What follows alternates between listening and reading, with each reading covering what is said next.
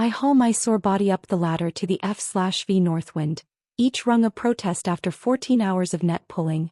The Sitka harbor is hushed tonight, just the old timbers creaking against their moorings, and the distant sharp bark of a sea lion. My shoulders burn as I roll them back, salt crusted along my hairline. I only need to log the day's haul, then crash for 6 hours before the early tide. I push the cabin door open, my hand freezing on the weathered frame. Rachel is hunched over my laptop, her spine curled toward the screen with a focus she never seems to give my real work, her slender fingers tapping fast at the keys. And beside her my fishing journal lies splayed open, its pages carefully turned to reveal coordinates penciled in my cramped hand. "What are you doing?" The words scrape up my throat. Rachel jolts, her hand flying to her collarbone. "Kate, I didn't expect you back this soon." She doesn't close the laptop, doesn't even try to hide it. A flash drive juts from the USB port like a neon accusation. "Those are my private logs." I step closer, noticing the stack of journal pages already photographed, placed in a tidy pile. "It's for my marine biology thesis," Rachel says with a shrug, tucking a clean strand of hair behind her ear. "The department needs data on sustainable fishing grounds to complete our study." The way she says it, like borrowing a sweater, sends heat creeping up my neck, my hands curling into fists at my sides. "Those locations took me years to find." My voice stays level, though something wild hammers behind my ribs. Years of trial and error, mapping underwater ridges, tracking seasonal migrations no one else bothered to record. Rachel's eyes narrow a little. "It's family knowledge, Kate, you didn't invent fishing." The memory lands like a slap. Last week's dinner. Mom passing the potatoes, barely looking up when I mentioned Rachel's team had damaged one of my depth sounders. "Your sister is doing important scientific work," Dad had said, cutting me off. "Equipment can be replaced." Mom's smile was tight. "Rachel will make the Howard name mean something in academia." As if my work, keeping this boat running, paying their mortgage, funding Rachel's education, meant nothing. I step forward, my spine straightening. "Those are proprietary locations that keep this business alive, that keep you in that fancy university program." Rachel stands, matching my height but not my breadth. "You're being ridiculous. The university needs access to local fishing data, and our family has the most complete records in Southeast Alaska. So you steal them? Without asking." "I shouldn't have to ask." Rachel's voice rises, righteous indignation flushing her cheeks. "We're family." The harbor lights throw shadows across her face, suddenly making her look like Mom. The same entitled chin tilt, the same certainty that whatever she reaches for is owed. Before I can answer, footsteps thud on the deck. Mom and Dad fill the doorway, their smiles dropping into concern as they feel the tension crackling in the tiny cabin. "What's happening?" Dad's voice booms. Rachel turns to them at once. "Kate's trying to block my research. She's acting like her fishing spots are state secrets or something." Mom's hand lands on Rachel's shoulder. "Honey, what do you need?" Not asking me what's wrong. Not asking why I might be angry, just circling the wagons around Rachel instantly. "She's copying my logs without permission." My voice sounds strange in my ears. "That flash drive holds every productive location I've mapped in 5 years." Dad's face hardens. "Kate, don't be selfish, this is for Rachel's future." The word selfish digs in like a hook. How many times have I heard it? When I asked for new NAV gear instead of funding Rachel's summer program. When I suggested Rachel could pull deck shifts to learn the trade. When I dared say my future mattered too. "Get off my boat." The words come out soft but firm. "Now you're being dramatic." Mom sighs. "I'll help you down." I move toward the door, my shoulders rigid. "All of you." They file out, reluctant, Rachel clutching the flash drive, my parents muttering about ungrateful daughters. I stand at the rail, watch them head down the dock, then go back inside. Alone, I slide open the hidden compartment beneath my bunk. Inside sits the folder of ownership papers I signed 18 months ago, buying out my parents' shares of the Northwind with a second mortgage they don't know about. Soon they'll see what I've been planning in silence, and they'll wish they'd been more careful about whom they betrayed. I smooth my only dress shirt as I pull into my parents' drive, bracing for our weekly ritual. The old Cape Cod with weathered gray shingles looms ahead, smoke curling from the chimney against the Sitka sunset. 3 days since I ordered Rachel off my boat, and not one apologetic call. Grandpa Howard sits on the porch, rocking slow, his gnarled fisherman's hands resting on worn denim. His eyes catch mine with an intensity that makes me pause. Mike and Thomas stay behind. Kate, he nods, voice low. You might want this tonight. He presses something into my palm, a folded note. Read it before you go in. I unfold it in my truck. His shaky handwriting lands like a gut punch. They've been showing the Northwind to people without telling you. Check your bag twice before you leave tonight. The fishing journal in my canvas bag suddenly weighs 1,000 pounds. I tuck Grandpa's note inside it, beside the ownership papers I've brought. As insurance, I push through the front door. Voices from the dining room freeze me. In place. The conversion shouldn't take more than 6 weeks, says a man I don't recognize. And the permits transfer seamlessly? That's Dad using his businessman tone. Once the sale finalizes, yes. The Northwind's fishing rights would convert to research permits under university control. The stranger again. My feet move before my brain catches up. 5 faces turn toward me. Mom, Dad, Rachel, and 2 men in pressed khakis, smelling of academia. Kate. Mom's voice hits a little too high. You're early. The table is set with the good china. The plates for Christmas, for mortgage. Payoffs. There's a bottle of champagne chilling in the center. Am I interrupting? My voice feels distant. Dad stands, gesturing to the taller stranger. This is Dr. Patterson from the Coastal Marine Institute and his colleague, Dr. Winters. Dr. Patterson extends a hand. Pleasure to meet the captain I've heard so much about. I don't take it. Instead, I look straight at my father. Why are you discussing permits for my boat? Mom laughs, slightly nervous. Don't make a scene, Kate. Sit, have some wine. We have wonderful news. I stay standing as Rachel beams. I got into the PhD program, full funding and everything. Congratulations. I manage, my eyes skating over the papers strewn across the tablecloth. Deck plans of the Northwind sections, highlighted and relabeled. What is all this? Dad clears his throat. We found a buyer for the Northwind. The university wants to convert it to a research vessel for their climate program. He says it casually, as if changing dinner plans, not dismantling. My life, and my fishing permits? The words grate my throat. They would transfer with the sale. Dr. Patterson leans in. We'd maintain them under university control for occasional commercial catches, to fund research. I see. I stay upright, my knuckles white on the chair back. And when were you planning to tell me? Mom waves a hand. We're telling you now, honey. It's a great opportunity. Rachel will get first priority on expeditions. Through the window I spot my deckhands, Mike and Tomas, leaning against their trucks on the street. Right where I asked them to wait after Grandpa's cryptic call this morning. We've already shown the boat twice. Dad adds, Dr. Patterson thinks we can close by month's end. Rachel reaches for the champagne. They're going to rename it the Howard Research Vessel. Across the table, Grandpa meets my eyes, giving the smallest nod toward my bag. Before you go on, I say, my voice steadier than I feel, I have something to share. Silence falls as I reach into my canvas bag, my fingers finding the leather folder I've carried for months, waiting for this exact minute. I set it on the table, turning it toward my father. What's this? Dad frowns. Ownership papers for the Northwind. I open the folder slowly, the title with Howard C. P. prominent on the page, signed and recorded 18 months ago.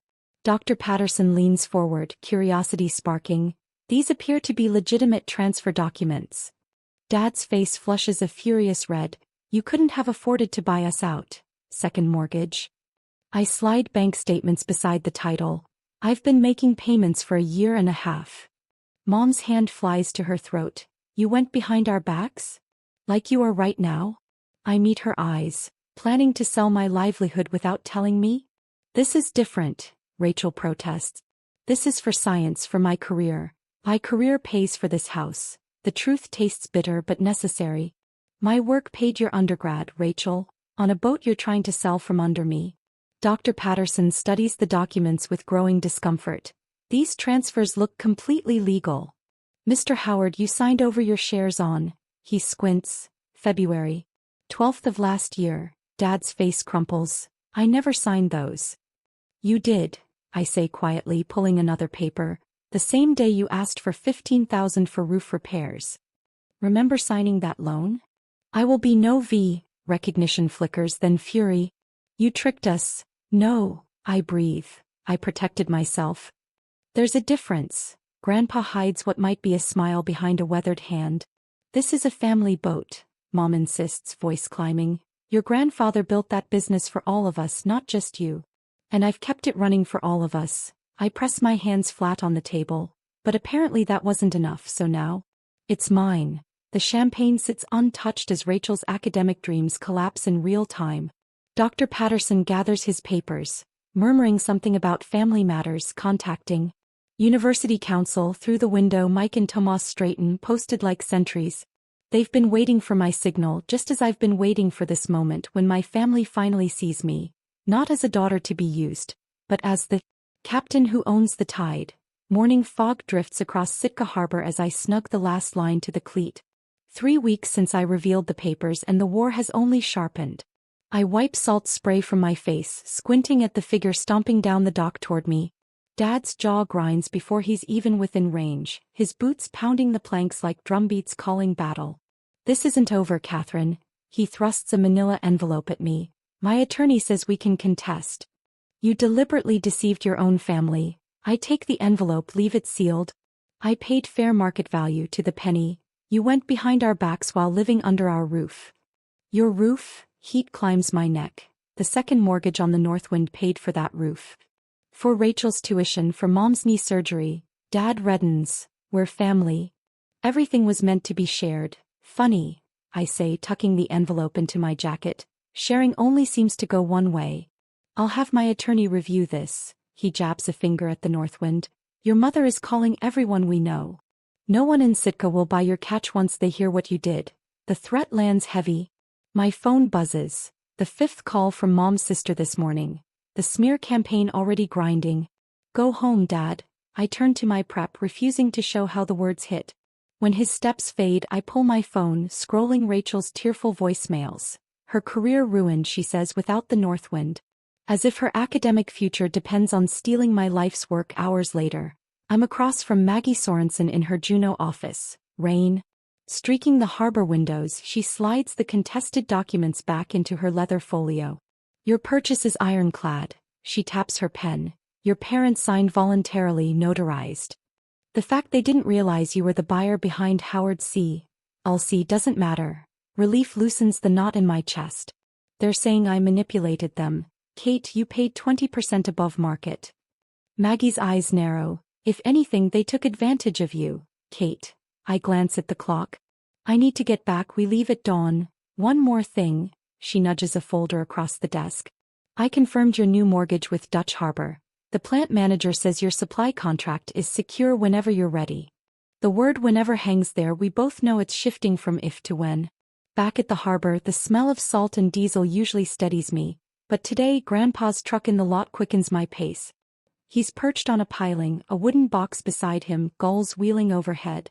There's the captain, his weathered face folds into a smile as I approach. Don't feel much like one. I sit down beside him. Dad showed up with legal threats. Grandpa snorts. James always thought volume equals right. He pats the wooden box. Brought you something. Inside is a stack of yellowed fishing logs.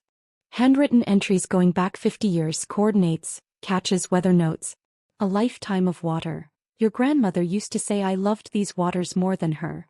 His voice softens. She wasn't wrong, but she understood. It's in our blood. He taps the logs. I saved these for whoever proved worthy, knew when you were 10, baiting your own hooks. It was you, you're the real captain. My throat tightens. They don't see it. I fought my own brothers for our father's boat. He gestures at the water. Those fights never end. They just change shape. Every captain chooses. Please them or follow your compass. He pulls a brass compass from his pocket, the glass scratched by decades. This guided me through 50 years of storms. He sets it in my palm, closes my fingers around it. Chart your own course, Katie girl. The metal warms against my skin and I nod, speechless. The showdown hits Thursday morning, just as we're loading for a 3-day run. I spot them from the wheelhouse.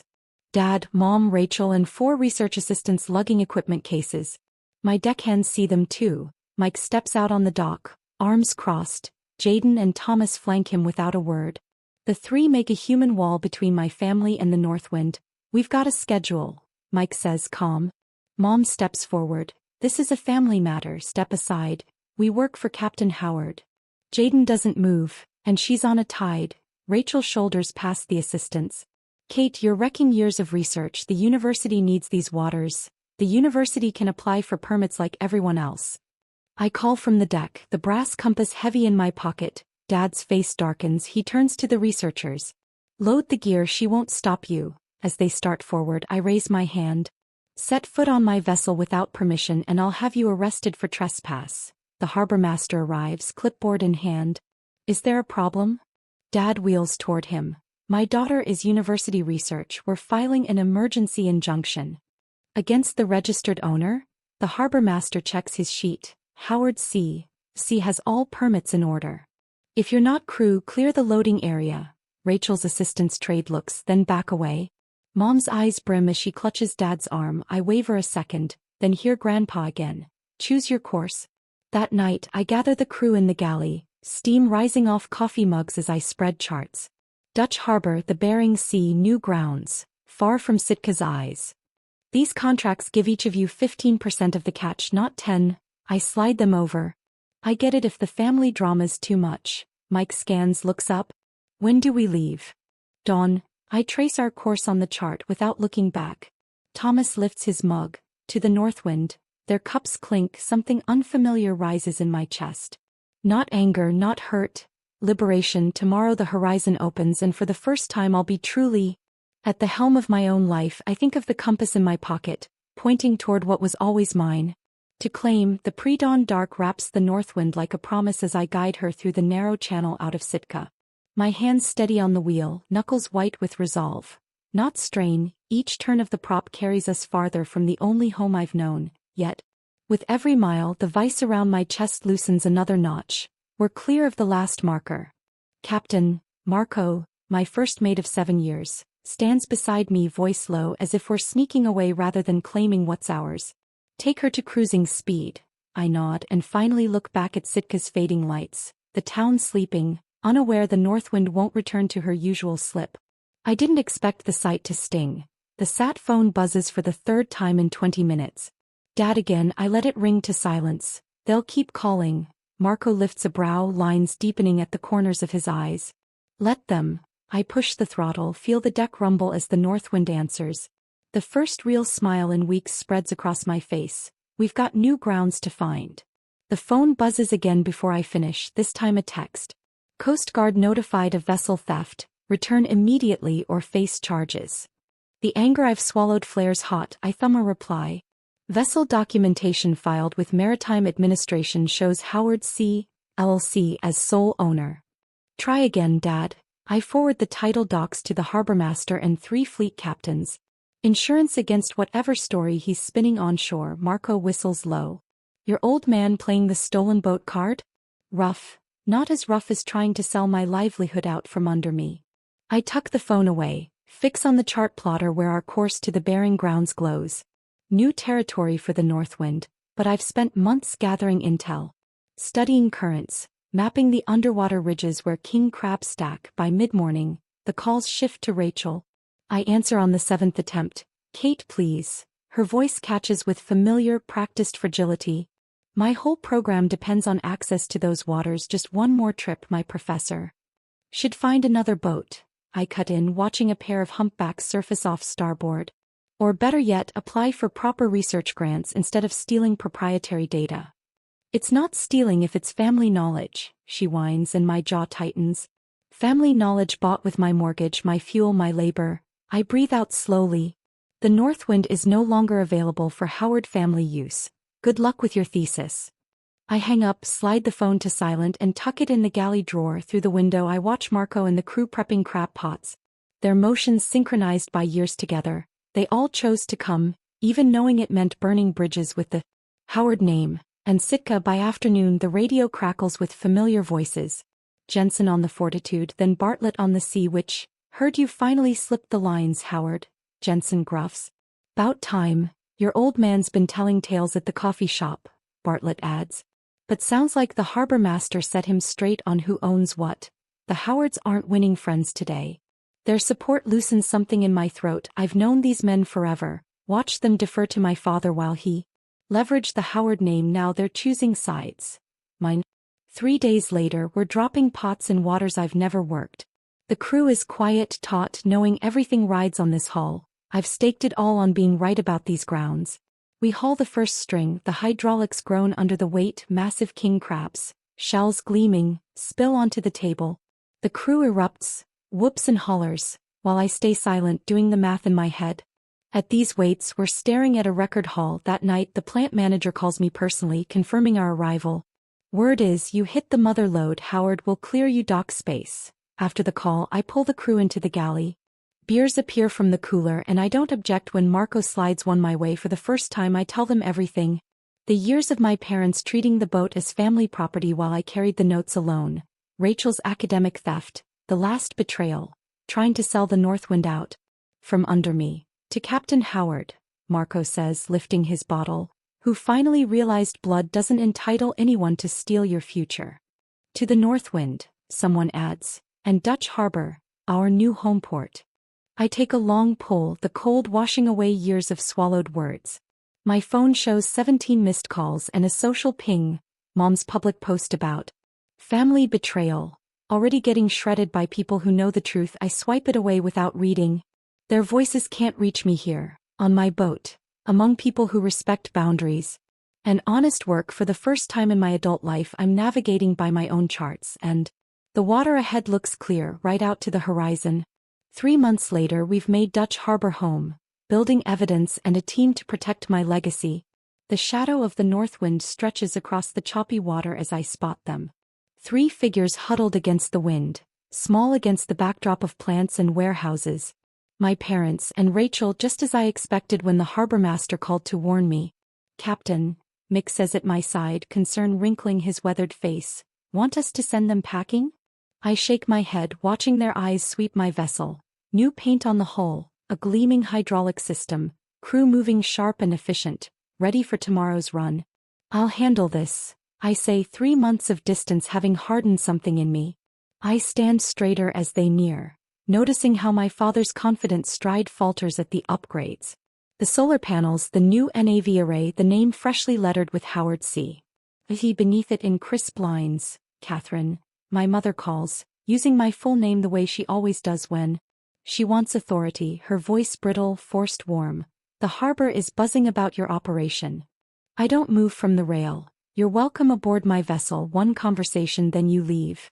The emphasis on my doesn't slip past them. They exchange the old silent glances, plotting.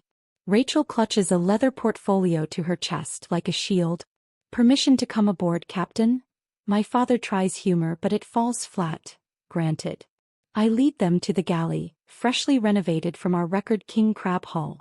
The space feels smaller with them in it, but for once I don't shrink to fit them. I gesture to the benches, staying on my feet. Coffee? I pour myself a mug without waiting. Dad leans forward, hands clasped, his negotiation pose. Kate, we've been thinking. It's time to put this unpleasantness behind us. We're still family, Mom adds, reaching as if to touch my hand. I move it away, fingers curling around my cup instead. Rachel looks thinner, her eyes shadowed. The university is launching a new conservation program, she says, rehearsed. We could partner, your fishing data, my research, the Howard legacy, blending tradition with science. The pitch hangs between us. I sip slow, letting silence stretch until Dad shifts uncomfortably. We could restructure ownership, he continues, lowering his tone to sound reasonable. A family co-ownership, no need for all this. He waves vaguely toward the boat. Independence. I set my mug down, careful, and reach for the folder I prepped weeks ago, waiting for this day. Before you go further, I say, laying it flat, let's be clear what family has meant. I flip it open, the first page. Photos of equipment ruined during Rachel's expeditions, repair invoices. 6 depth sounders, 3,200 each, navigation computer water damage. 4,700, winch system burnt out, nearly $9,000. I turn the page, logs of fuel, gear, crew hours borrowed, never paid back. Family resources, I say, tapping the totals, over 120,000. The third page makes my mother gasp. Bank records of mortgage payments, tuition checks, Dad's surgery bills. Perhaps, I say, my voice steady despite the burn in my chest, we define family differently. Dad's face darkens. Now wait just a minute. No, the word cracks like a whip. For 32 years I waited, thinking family meant support, not endless taking. I meet each of their eyes. I have the emails where you plotted to sell my livelihood for Rachel's PhD. Dated days after I paid off your second mortgage. Rachel's eyes widen. Dad said you were going to sell anyway. I stop, inhale. Every dollar I earned went into this boat or into you. Meanwhile you planned to sell it out from under me. Mom's eyes glisten, but for once her tears don't move me. We only wanted what was best for everyone. For everyone? I laugh sharp. Or just for the daughter you valued? Dad shoots up, knocking the bench back. After all we sacrificed for you, this is how you repay us? With accusations and... Sit down, George. The voice comes from the doorway, Grandpa's sea bag slung on his shoulder. And for once listen to your daughter, Pop. Dad sputters. You don't understand. I understand plenty. Grandpa moves to my side, solid as a wall. You've treated her like a workhorse since 16. I watched it, said nothing, no more. Rachel's face crumples. Maybe for the first time she truly sees it. I close the folder. These are my terms for any future relationship. Acknowledgement of past exploitation, respect for my boundaries. And the clear fact this boat and business are mine alone. Dad rises again, slower this time. Stubborn, just like your grandfather, he mutters. Come on, Helen, Rachel, we won't beg. But as they turn to go, I catch it, the shift in my mother's face. The mask of manipulation cracking into something like shame. Rachel lingers, fingertips brushing the table. I never saw it, she whispers. I'm sorry I never saw it. Not enough, but maybe a start.